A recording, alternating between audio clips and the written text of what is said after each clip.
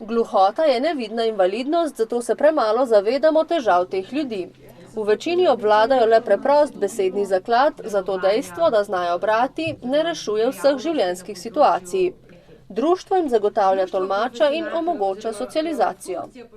V društvu izvajamo razne delavnice, izobraževanja, športne aktivnosti, izlete, obiske kulturnih znamenitosti, kulturnih prireditev.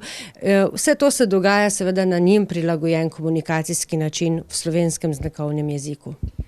Čeprav ima društvo status invalidske organizacije, mu ta ne jamči rednega financiranja. Za denar se borijo na razpisih, tako kot druga društva.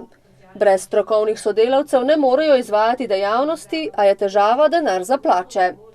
Gluhim zdravstvena blagajna ne sofinancira pripomočkov, kot so razni indikatorji zvoka ali izločevalec zvoka, imenovan indukcijska zanka. Izloči šume v prostoru in naglušni bolj razume govor. Ravno s to indukcijsko zanko ugotavljamo, da je ogromen problem, ker niso nameščene v javnih stavbah, v kulturnih dvoranah. Indukcijska zanka bi tem naglušnim omogočala lažje samostojno funkcioniranje v teh okoljih, v javnih ustanovah. Ob jubileju so izdali zbornik, v katerem so ob društveni kroniki tudi izpovedi članov, strokovnih delavcev in prostovoljcev o življenju v svetu tišine.